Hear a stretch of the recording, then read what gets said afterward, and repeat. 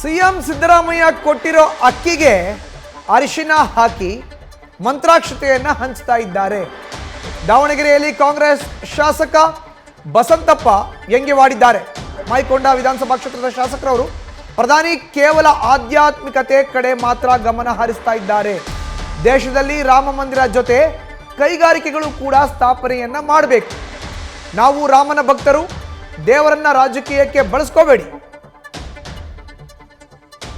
ಬಸಂತಪ್ಪ ಈ ಹೇಳಿಕೆಯನ್ನು ನೀಡಿರೋದು ನೋಡಿದ್ರೆ ನಾವು ಏನು ಸಿದ್ದರಾಮಯ್ಯ ಸಾಹೇಬ್ರು ಅಕ್ಕಿ ಕೊಟ್ಟಿರ್ತಕ್ಕಂಥ ಅಕ್ಕಿಯನ್ನು ತಗೊಂಡು ಇವತ್ತೆಲ್ಲ ರಾಜ್ಯ ತುಂಬ ಎಲ್ಲ ಅದನ್ನ ಅರಶಿನ ಹಚ್ಚಿ ಅಕ್ಕಿನ ಇವತ್ತೆಲ್ಲರಿಗೂ ಕೊಡ್ತಾಯಿದ್ದಾರೆ. ಮಂತ್ರ ಆಗ್ತಕ್ಕಂಥ ಇವತ್ತು ಸಿದ್ದರಾಮಯ್ಯ ಅಕ್ಕಿಯನ್ನು ಕೊಡ್ತಾರೆ ಅಂತ ಹೊಂಟಿದ್ದಾರೆ. ಇವೆಲ್ಲ ಬೇಕಾ? ಏನೋ ನಾವು ಹೋಗೋಣ, ನಾವು ಹೋಗ್ತೇವೆ ಅಯೋಧ್ಯಕ್ಕೆ ಹೋಗಿ ನಾವು ಯಾರು ರಾಮನಿಗೆ ಕೈ ಮುಗಿದು ಬರ್ತೇವೆ ಮುಂದೆ ಓಪನ್ ಆದಮೇಲೆ. ಅದನ್ನು ರಾಜಕೀಯಕ್ಕೆ ಬಳಸ್ಕೊಳ್ತಕ್ಕಂಥ ಕೆಲಸ ತಾವು ದಯಮಾಡಿ ಈ ಯಾರನ್ನ ರಾಮನಾಗಲಿ, ಸೀತೆ ಆಗಲಿ, ಲಕ್ಷ್ಮಣಗಾಗಲಿ, ಹನುಮಂತನಾಗಲಿ ಯಾರು ಬಳಸ್ಕೋಬಾರ್ದು. ಅದು ಯಾವುದೇ ರಾಜಕೀಯ ಪಕ್ಷನೂ ಬಳಸ್ಕೋಬಾರ್ದು ಅಂತ ನನ್ನ ಕಳಕಳಿಯ ಮನವಿ. ಅಂಥ ಕಡೆಗೆ ಗಮನ ಹರಿಸಿ ನಮಗೆ ಮೊದಲನೇ ಬೇಕಾಗಿರೋದು ಲಕ್ಷಾಂತರ ಹೆಕ್ಟೇರ್ ಭೂಮಿಯಲ್ಲಿ ಉದ್ಯೋಗವನ್ನು ಕೊಡ್ತಕ್ಕಂಥ ಕಾರ್ಖಾನೆಗಳು ಕಟ್ಟೋದಕ್ಕೆ ಚಿಂತನೆ ಮಾಡಿರಿ. ಮತ್ತು ಈಗ ನಮಗೆ ಬರಗಾಲ ಬಂದೈತಿ, ರಾಜ್ಯದಲ್ಲಿ ಬರ ಐತಿ. ಈ ಹಿಂದೆ ಮನಮೋಹನ್ ಸಿಂಗ್ ಅವರು ಪ್ರಧಾನಮಂತ್ರಿ ಆದ ಸಂದರ್ಭದಲ್ಲಿ 72,000 ಕೋಟಿ ಸಾಲ ಮನ್ನಾ ಮಾಡಿ ರೈತರು ಮಾಡಿದರು. ದಯಮಾಡಿ ನೀವು ಈಗ ಇದೊಂದು ಮುಂದೆ ಚುನಾವಣೆ ಐತಿ, ಯಾವ್ದು ಲೋಕಸಭಾ ಚುನಾವಣೆ, ರೈತರು ಸಾಲ ಮನ್ನಾ ಮಾಡಿ. ಈಗ ರೈತರು ನಮ್ಮ ರಾಜ್ಯದಲ್ಲಿ ಕಂಗಾಲಾಗಿ ಹೋಗ್ಬಿಟ್ರೆ, ಈಗ ಅವ್ರಿಗೆ ಏನು ಇಲ್ಲ, ನಿರ್ಗತಿಕರಾಗಿಬಿಟ್ರೆ. ಅಂಥ ಸಂದರ್ಭದಲ್ಲಿ ಈಗ ನಮ್ಮ ರಾಜ್ಯದ ರೈತರ ಸಾಲ ಮನ್ನಾ ಮಾಡ್ಬೇಕಂತ ನಾನು ಪ್ರಧಾನಮಂತ್ರಿಗಳನ್ನ ಮನವಿ ಮಾಡ್ತೀನಿ.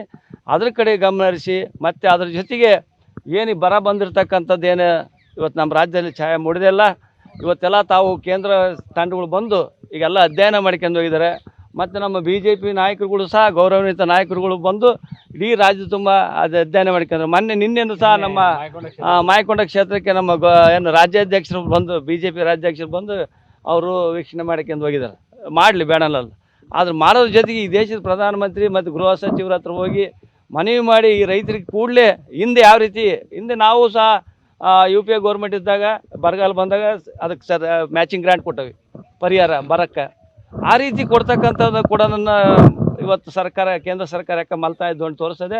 ಈಗಾಗಲೇ 2 ವಾರದಿಂದ ನಮ್ಮ ಮುಖ್ಯಮಂತ್ರಿಗಳು ಪ್ರಧಾನಮಂತ್ರಿಗಳು ಭೇಟಿ ಮಾಡಿ ಬಂದರೆ, ಆದರೂ ಸಹ ಅದಕ್ಕೆ ಸ್ಪಂದನೆ ಇಲ್ಲ. ದಯಮಾಡಿ ಬರದ ಒಂದು ಏನು ಹಣವನ್ನು ಕೂಡಲೇ ಬಿಡುಗಡೆ ಮಾಡೋಕ್ಕಂತಂದೇಳಿ ನಾನು ಪ್ರಧಾನಮಂತ್ರಿಗಳು ಒತ್ತಾಯ ಮನವಿ ಮಾಡ್ತಾ ಇದ್ದೀನಿ. ಈ ರಾಜ್ಯದ ಮುಖ್ಯಮಂತ್ರಿ ಗೌರವ ಕರೆದಲ್ಲ ಅಂದರೆ ಇಡೀ 6 ಕೋಟಿ 7 ಕೋಟಿ ಜನರಿಗೆ ಅಪಮಾನ ಮಾಡಿದೆ. ನ್ಯೂಸ್ ಫಸ್ಟ್ ನಿರ್ಭೀತಿಯಿಂದ ನಿಮ್ಮ ಪರವಾಗಿ.